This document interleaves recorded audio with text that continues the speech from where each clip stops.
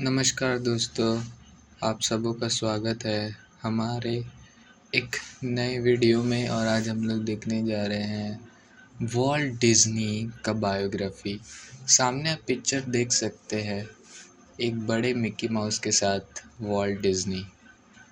ये लेक्चर हिंदी में होगा, जिसमें मैं इंग्लिश के जो लाइंस है इंग्लिश में जो लिखा रहेगा वो मैं पढ़ूँगा, हिंदी में एक्सप्लेन करूँगा, लेकिन उसके नीचे हिंदी में भी दिया हुआ रहेगा, तो आप पीडीएफ भी देख सकते हैं उसमें, ठीक है, और नोट्स बना सकते हैं। ये देखिए, यह वॉल्ट डिज़नी कितने खुश लग रहे हैं मिक्की माउस के साथ। और बोला जाता है कि सब चीज़ सिर्फ एक माउस से चालू हुआ, एक चूहे के साथ सब चीज़ चालू हुआ। तो देखते हैं क्या है वॉल्ट डिज़नी की जीवनी। वॉल्ट डिज़नी बायोग्राफी हम लोग चालू करेंगे। देख सकते हैं आप कितने सारे अवार्ड्स इनको मिले हैं। तो पहले अर्ली लाइफ हम लोग देखेंगे, प्रारंभिक जीवन देखते हैं। इनका जो पहले का जीवन है, शुरुआती जीवन है, कैसा बीता। वॉल्ट डिज़नी का जन्म 5 दिसंबर 1901 में हर्मोसा सेक्शन के शिकागो, इलिनॉइस में हुआ था। वो अपना जो बचपन है ज़्यादातर समय मर्सेलिन, मिसौरी में ड्राइंग या पेंटिंग करते हुए बिताते थे। और वो अपना पेंटिंग अपने दोस्तों को, फैमिली मेम्बर्स को और अपने रिश्तेदारों को और पड़ोसियों को दिखाते थे, और उनको बहुत पसंद आता था तो उनसे ख़रीद लेते थे। मतलब उनको कुछ पैसा दे दिया पेंटिंग के बदले, और वो पेंटिंग वो अपने घर पे या दुकान हो गया वहाँ लगाते थे, तो बहुत अच्छा लगता था। तो बचपन से हम लोग देख सकते हैं कि वॉल्ट डिज़नी कितना पेंटिंग और ड्राइंग को लेके उत्सुक और समझदार थे। देखेंगे उसके बाद क्या हुआ। वो अपने परिवार के चौथे बच्चे थे।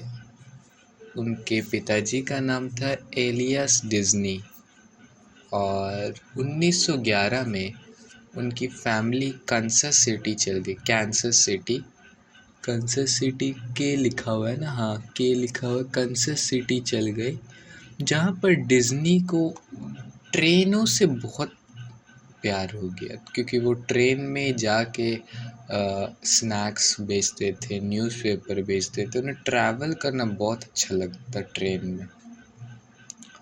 उसका बाद वहाँ पर वो समर जॉब भी करते थे, मतलब वही इनका जॉब रहता था। सुबह जाओ, उसका बाद फिर स्कूल भी जाओ, फिर स्कूल से आओ, फिर वो काम। तो यहाँ पर देख सकते कितना संघर्षी जीवन रहा होगा वॉल्ट डिज़नी का, कि सुबह उठो, पेपर ऊपर बेचो, स्नैक्स बेचो, फिर वापस आओ, स्कूल जाओ, फिर स्कूल से आने के बाद फिर यही काम। क्योंकि फैमिली में उस समय, मतलब उस समय तो ऐसा ऑनलाइन नहीं रहता था सब चीज़। उस समय बहुत मुश्किलें हालात थी। ऐसा नहीं सिर्फ वॉल्ट डिज़नी अकेले थे, इनके जैसे कितने सारे बच्चे होंगे सोचिए उस समय। क्योंकि उस समय तो सिर्फ जो बड़े लोग हैं, जो मेन लोग रहते थे, पहले तो बिज़नेस करना मतलब बहुत बड़ा चीज़ था। एक ही फैक्ट्री का मालिक रहेगा, वही अमीर रहेगा, बाकी सब लेबर। तो आप देख सकते हैं इन्होंने कैसे अपना बिज़नेस किया, थोड़ा थोड़ा करके घर चलाना कितना मुश्किल था। इनके पिताजी भी काम करते थे, लेकिन ये अपने पिताजी को मदद करने के तौर पे ये भी काम करते थे। और ये अपने भाई के साथ थे, इनके भाई भी थे रॉय, तो वो उनके साथ काम करते थे। इनके भाई दोनों काम करते थे, एक दूसरे का मदद करते थे। तो आगे चल के देखेंगे रॉय का साथ इनका कितना अच्छा जो है साझेदारी रहा। एजुकेशन की बात करें तो शिक्षा में Disney MC Kinley McKinley high school in Chicago में पढ़े। वहाँ पर वो ड्राइंग क्लासेस लिए और फोटोग्राफी क्लासेस भी लिए, और वहाँ पर वो बहुत सारा कार्टून में भी अपना योगदान दिए स्कूल पेपर्स में। और फिर यहाँ ख़त्म हो जाने के बाद फिर वो रात में कोर्सेज लेते थे आर्ट इंस्टीट्यूट ऑफ शिकागो का। तो यहाँ पर आप देख सकते हैं कि डिज़नी का क्या शिक्षा वो लेते थे और क्या एजुकेशन था उनका। जब डिज़नी 16 उम्र के हुए, ध्यान से सुनिएगा, जब डिज़नी 16 बरस के हुए तो वो स्कूल छोड़ दिया। वो बोलेंगे स्कूल छोड़ दिए, ये क्या किए। आप तो जानते हैं उनकी परिस्थिति, घर की परिस्थिति का हाल। स्कूल छोड़ना कौन चाहता है, लेकिन उनका घर का परिस्थिति को ध्यान में रखते हुए वो आर्मी ज्वाइन करने के लिए चले गए। लेकिन कम उम्र होने के कारण उनको वहाँ से रिजेक्ट कर दिया गया, और लेकिन वो हार नहीं माने। उसकी 16 साल की उम्र में वो ड्राइविंग भी सीख गए थे, और रेड क्रॉस जो होता है ना, हम लोग का जो मेडिकल में फील्ड रहता है, एक रेड क्रॉस रहता है और एक क्या WHO वर्ल्ड हेल्थ ऑर्गेनाइजेशन, और एक रेड क्रॉस होता है। तो रेड क्रॉस के अंदर में वो चल गए और वहाँ से वे फ्रांस को भेजे गए। वहाँ पर वो एम्बुलेंस ड्राइवर के तौर पे काम किए। सोचिए 16 साल का लड़का उस समय पे, जब 16, आप समझ सकते हो 16-17 साल की उम्र में कितना डर रहता है मन में, और हम लोग काम कर ही नहीं पाते। मतलब काम करते लेकिन थोड़ा डर रहता, उतना रिस्पॉन्सिबल हम लोग नहीं रह पाते। लेकिन फिर भी देखिए बचपन से जो इन्होंने दुख झेला था, ये इनके लिए कुछ भी बात नहीं था। एम्बुलेंस चलाना था, घर का परिस्थिति संवारना था, घर का परिस्थिति ठीक हो, घर में थोड़ी शांति आए, इसके लिए। आप तो जानते हैं 4 लोग थे घर में, और ये फोर्थ सन।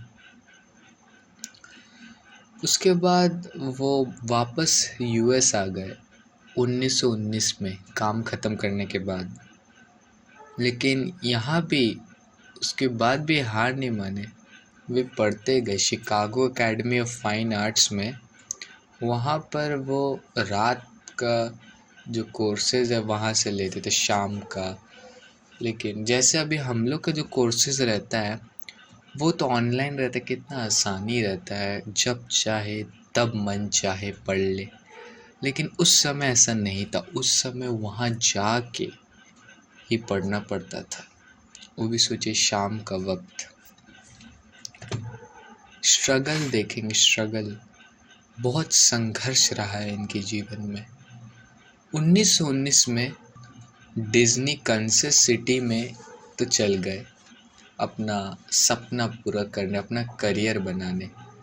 वहाँ पर वो एक न्यूज़पेपर आर्टिस्ट के तौर पर थे, और उनके भाई रॉय ने उनको जॉब लगाया था पेसमैन रूबिन आर्ट स्टूडियो में। देख सकते हैं आप स्पेलिंग, पेसमैन रूबिन आर्ट स्टूडियो में, जहाँ पर वो कार्टूनिस्ट उबे एबर्ट एवर्क से मिले, जो कि जिनका अच्छा तरह से उब एवर्क्स भी बोलते हैं। तो वहाँ पर वो इनसे मिले, तो काफ़ी जॉब भी वहाँ ये करने लगे। अगर वहाँ जॉब करते रहते तो सोचिए आज हम लोग के पास ये सब कार्टून्स नहीं होते जो कि हमें मिला है। तो वहाँ से डिज्नी कंसस सिटी में एड कंपनी में भी काम करने लगे। वहाँ पर वो अपना commercial based on cut out animations, वहाँ पर वो एनिमेशंस बनाने लगे वहाँ से। ठीक है, अब वो काम करते गए, सीखते गए।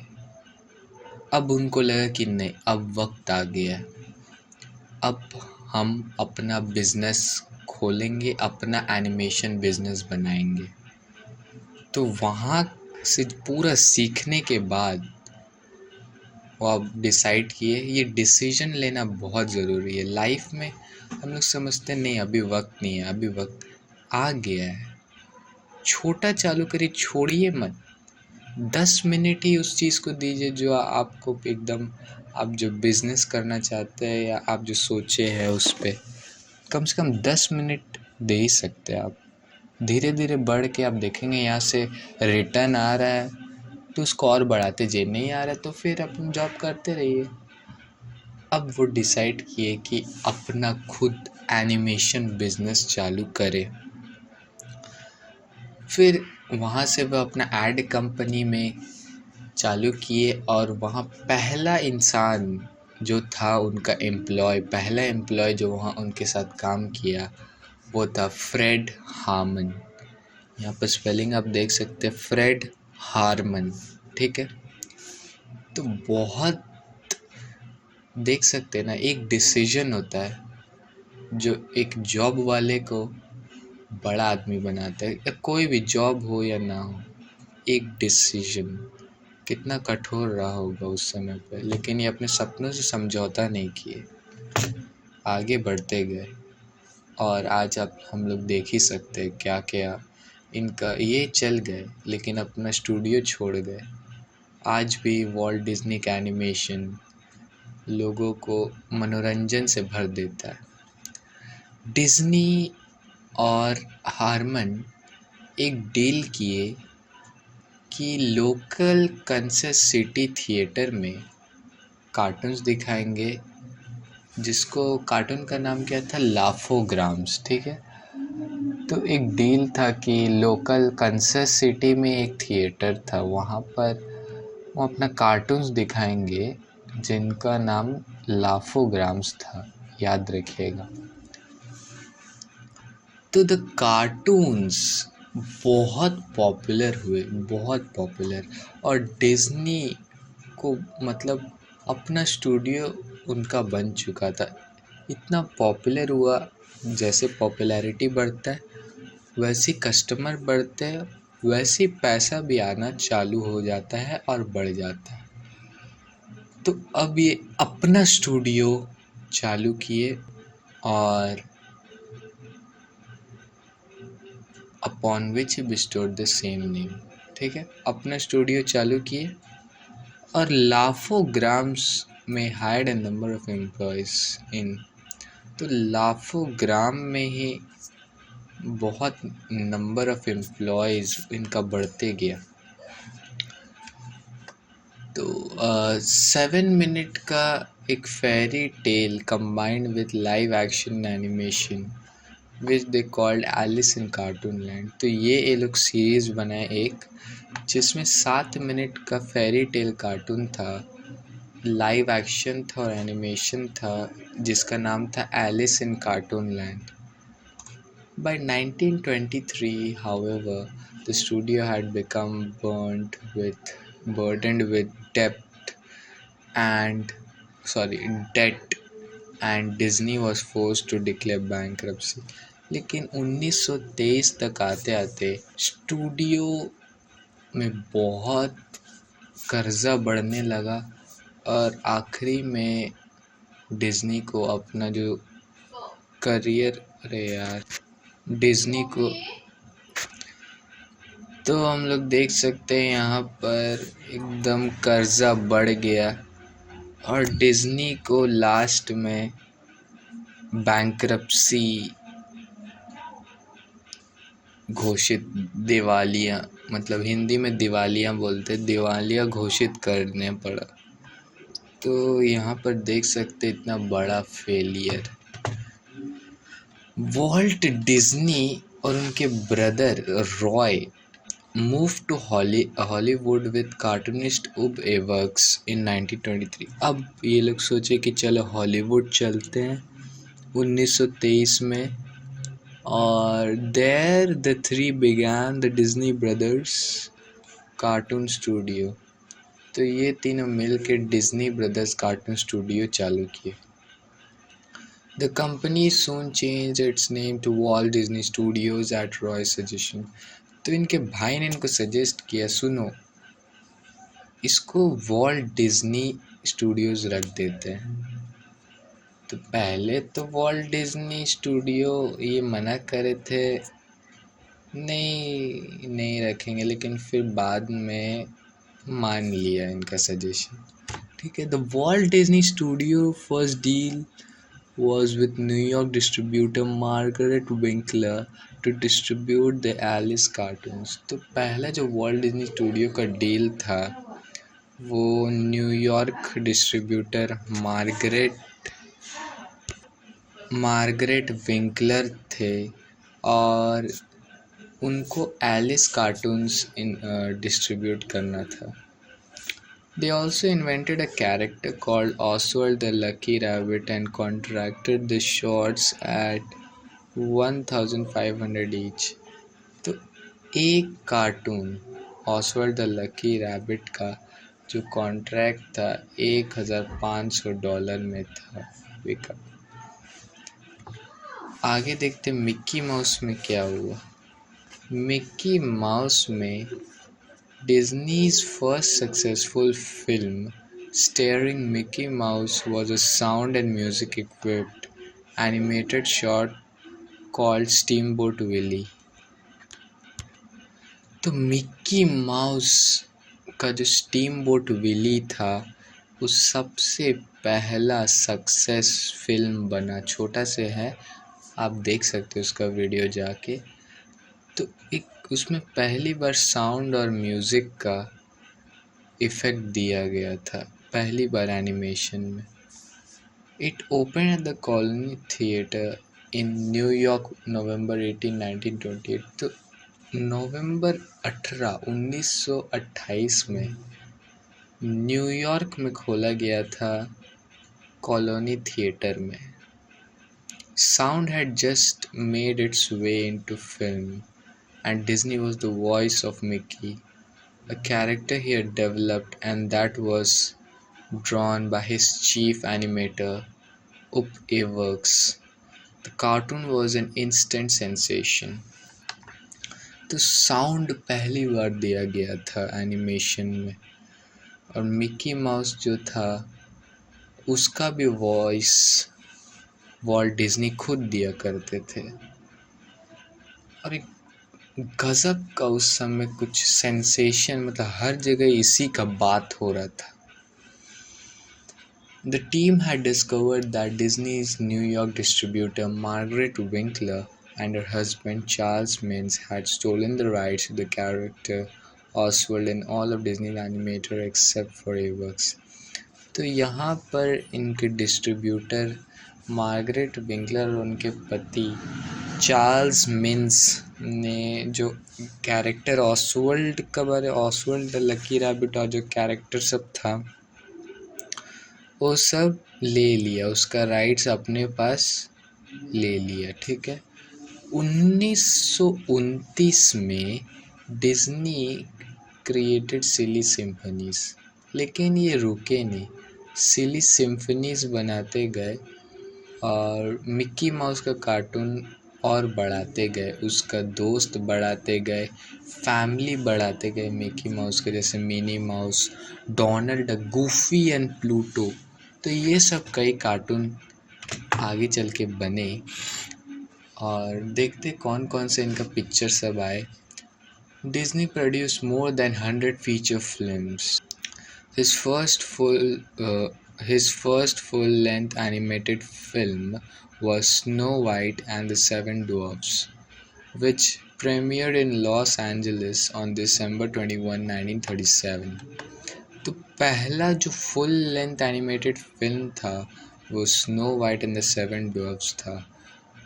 बहुत मेहनत लगा था इसमें और बहुत सारा कर्जा भी हो गया था, लेकिन फिर वॉल्ट डिज्नी को कामयाबी मिली और वे आगे बढ़े। ये पहला फिल्म था फुल लेंथ, वो भी कलर में। सोचिए, विच प्रीमियर्ड इन लॉस एंजलिस में। इसका प्रीमियर हुआ था दिसंबर 21, 1937 में। और भी बहुत सारे पिक्चर है वॉल्ट डिज्नी का, जैसे पिनाकियो हो गया, उस समय का बात है, ठीक है। Pinocchio 1940, Fantasia 1940, Dumbo 1941, 1941, Bambi 1942, Cinderella 1950, Treasure Island 1950, Alice in Wonderland 1951, Peter Pan 1953, Lady and the Tramp 1955, Sleeping Beauty 1959, 101 Dalmatians 1961। तो ये कुछ मूवीज़ हैं। अब डिज्नीलैंड को हम लोग कैसे भूल सकते हैं।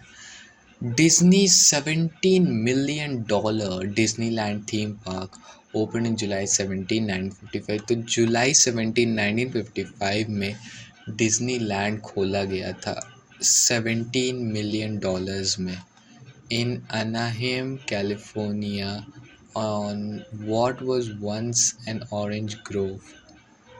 तो अनाहेम कैलिफोर्निया में इसको खोला गया था। सब मतलब ऑरेंज ग्रोव था वहाँ पर, तो वहाँ हटा के थीम पार्क लगा दिया। इन अ वेरी शॉर्ट टाइम, बहुत कम समय में, the park had increased its investment tenfold and was entertaining tourists from around the world।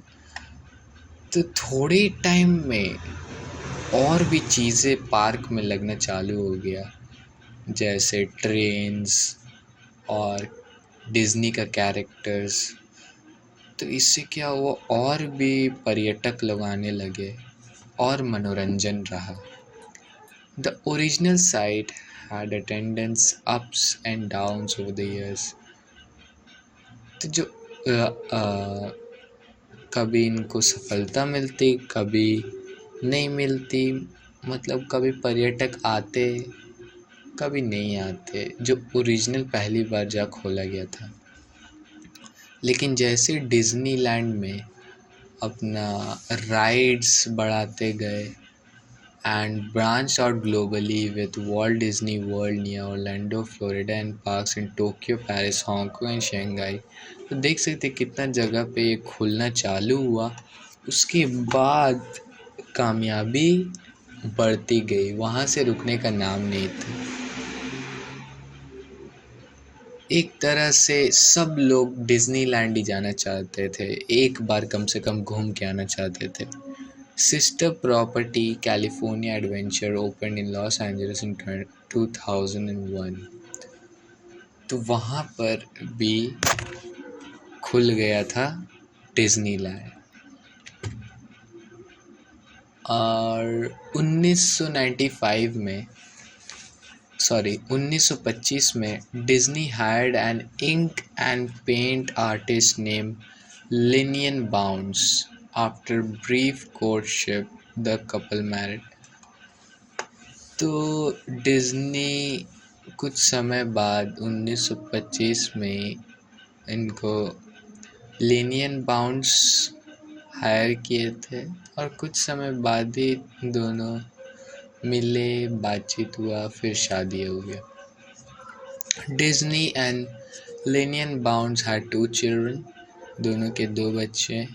डियाने Disney Miller, जो कि 1933 में बॉर्न हुई थी और was the couples only biological. तो एक ही इनकी अपनी बेटी है लिनियन बाउंड्स, और दूसरा जो गोद लिया हुआ है उसका नाम है शैरॉन Disney Lund. Shortly after her birth in 1936, they adopted Sharon Disney Lund। हाँ, तो जैसे डियाने डिज्नी मिलर का जन्म हुआ था, उसी साथ इसको भी शैरॉन डिज्नी को भी ले लिए थे। Disney was diagnosed with lung cancer in 1963। तो लंग कैंसर की वजह से 15 दिसंबर 1966 में इनका निधन हो गया, 65 उम्र में। फिर Disney was cremated and his ashes interred at Forest Lawn Cemetery in Los Angeles, California। फिर इनका क्रियाक्रम हुआ लॉस एंजलिस में ही सब हुआ, कैलिफोर्निया में। ये देखिए, अब हम लोग समाप्त करने जा रहे हैं कार्टूनों के साथ समाप्त। ये देखिए, डाल्टेटियंस होगा शायद ये सिम्बा है, ये डोनाल्ड डक है, मिकी माउस, प्लूटो, मोगली का भालू, सिंड्रेला है, पीटर पैन है, Dumbo, Beauty and the Beast, Snow White, seven dwarfs, Pinocchio है, अलादीन, और तो मेरे को याद नहीं आ रहा। इसमें से आप लोग को याद आ रहा है तो कमेंट बॉक्स में कर दीजिएगा टाइप। ठीक है, आज के लिए बस इतना ही, और आशा करता हूँ आप लोग को बहुत साहस मिला होगा इनकी स्टोरी से। हार मत मानिए, बस बढ़ते रहिए। धन्यवाद।